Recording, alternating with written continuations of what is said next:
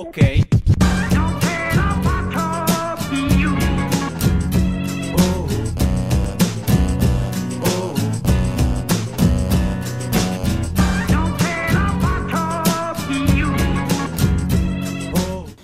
So now in this sunset period, we have four major crises that are very, very critical.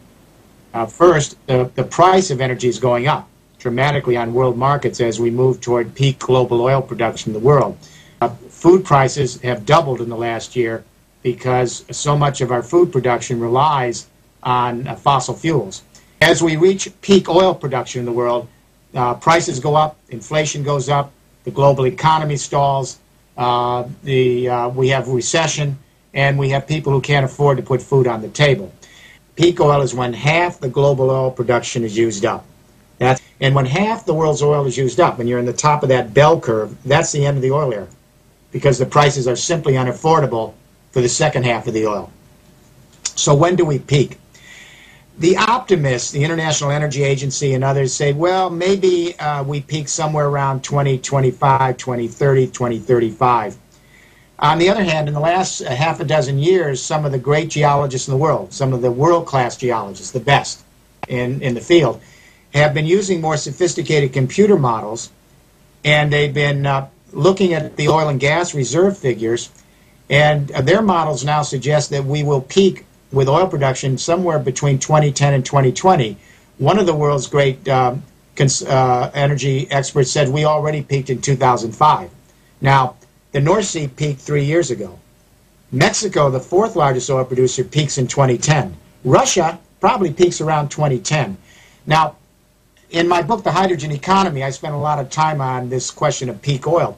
I don't know who's right, the optimists or the pessimists, but it doesn't make any difference. That's a very small window. The second crisis related to the sunset of this energy regime is increasing political instability in the oil-producing countries, where we need to understand that 1 out of 3 civil wars in the world today, one-third of all the civil wars is occurring in the oil-producing countries. So if we think these countries are a hot spot today, imagine what it's going to be like in 2009, 10, 11, and 12, etc. Everybody wants the oil. The oil's getting more expensive. There's a dwindling supply, and we're going to see more military and political conflict in the oil-producing countries. And finally, there's the question of climate change. If we simply take the European Union targets for CO2 reduction, and the EU is the most aggressive in the world, even if we go with the EU targets, and China and India and other countries don't want to do that, we could go up 6 degrees Celsius in this century, and this is a quote from the scientists, and the end of civilization as we know it. Let me say that what we need now is an economic plan that may be ambitious enough and may be powerful enough to address the enormity of peak oil and climate change. And so, let me say that the great economic revolutions in history occur when humans change the way they organize the energy of the earth, number one. And then number two, when we change the way we communicate with each other to organize these new energy revolutions. In the early 20th century, the telegraph and telephone communication revolution converged with oil and the internal combustion engine to give us the second industrial revolution. Right now, we are in the sunset of that second industrial revolution. So the question is, how do we open the door to a third industrial revolution? And we can now communicate peer-to-peer, one-to-one, one-to-many, many-to-many. I'm communicating with you right now over the internet. So this distributed communication revolution, that's the key word, distributed. This flat, distributed, open-source communication revolution is just now beginning to converge with a new distributed energy revolution.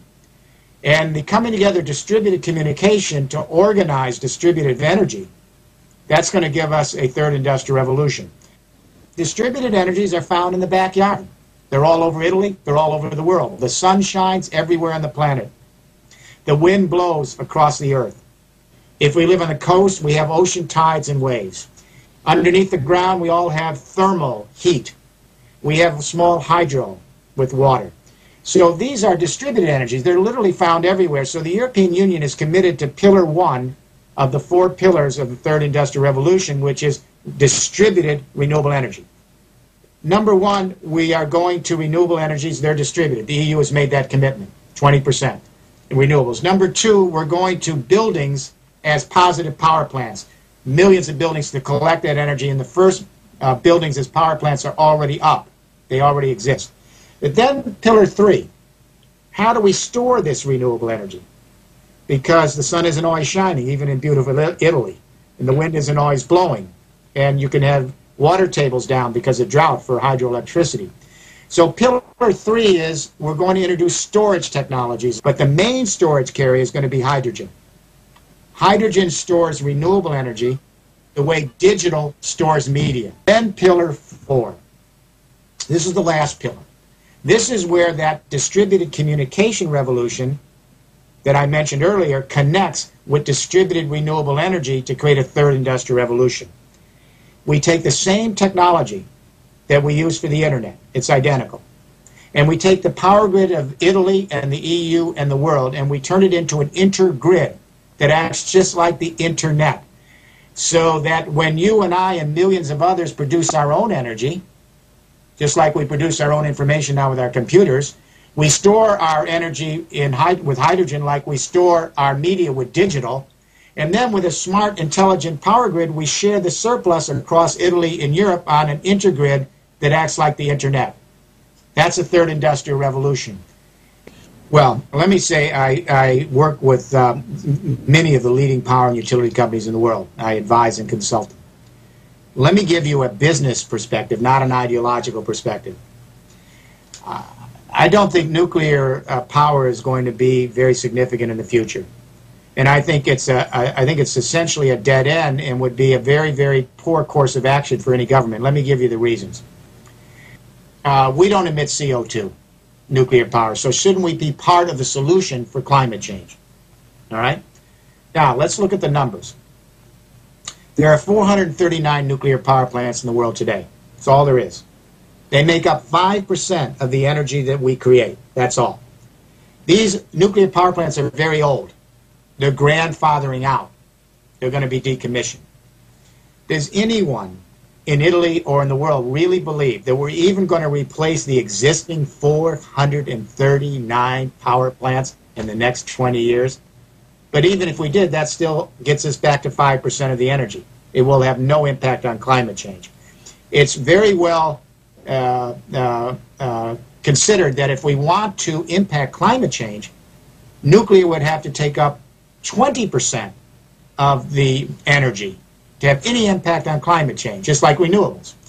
But in order for nuclear power to be responsible for 20% of the energy, we'd have to put under construction 3 nuclear power plants every 30 days for the next 60 years. Did you hear that? That's 2,000 power plants. 3 new ones every 30 days for 60 years. We still don't know how to get rid of nuclear waste. We are 60 years into nuclear power. The industry told us 60 years ago, build the power plants, then give us enough time. We'll figure out how to transport and dispose of the nuclear waste. 60 years later, this industry is saying, trust us again, we can do it, but they still don't know how to get rid of the nuclear waste. The International Atomic Energy Commission says we face potential uranium deficits between 2025 and 2035 just with the existing 439 power plants that make up only 5% of the energy. We could take the uranium we have and recycle it to plutonium, but then we have the threat of nuclear terrorism. Do we really want plutonium all over the world in an age of potential terrorist attacks? I think that's insane. Then finally, and this is what all the people that watch this should discuss with their neighbors. We don't have the water. This is something the utility companies know, but the public doesn't know. Take France. France is the quintessential nuclear power company. Over 70% of their electricity comes from nuclear power plants. Here's what the public does not know.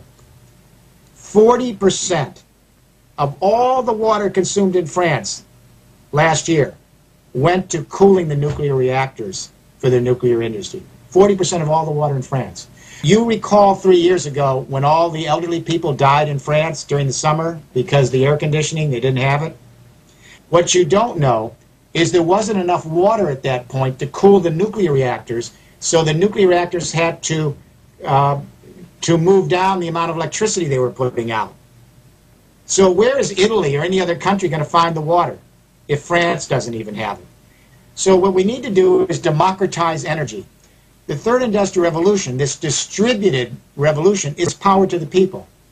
And for a generation that grew up on the internet, this is the conclusion and the completion of that revolution. Just like we can now rely on things like this internet. We're sitting here talking on the internet to each other, and you're going to have hundreds of thousands of people on the internet, and it's all free, and they don't have to rely on some centralized television network, and it's all open source, and you're sharing this, correct? Why can't we do that with energy? Italy is the Saudi Arabia of renewable energy. There's so much distributed renewable energy in your country. It frustrates me when I come to your country and I see that it's not moving like Spain is moving. For example, Spain is moving aggressively into renewable energy across the regions. For example, you have sun. You have so much sun from Rome to Bari. You have sun. You are a peninsula. You have wind coming in all the time. You have the ocean waves surrounding you on all sides. You have rich geothermal deposits in Tuscany. You have forestry wastes up in Bolzano in northern Italy. You have snow for hydro from the Alps. You just are overflowing with renewable energy possibilities. You're not using it. I don't understand why. I guess the bottom line here is what I would say to the Italian government is, what's your game plan? If your only game plan is to stay in the old energies, then Italy will not be competitive and will not get the economic multiplier effect of moving into the door to a new economic revolution, and will fall further and further behind other countries as we proceed into the 21st century. But if Italy decides that it's important to move into the sunrise energies and industries of a third industrial revolution, the opportunities are enormous for Italy and enormous for the citizens of Italy. I've been keeping in touch with what you've been doing with this website and on the internet now for a number of years, and I wish we had some more voices like him in other countries that would allow. He allows a forum so many people can become engaged, and it's instructive of where we need to go.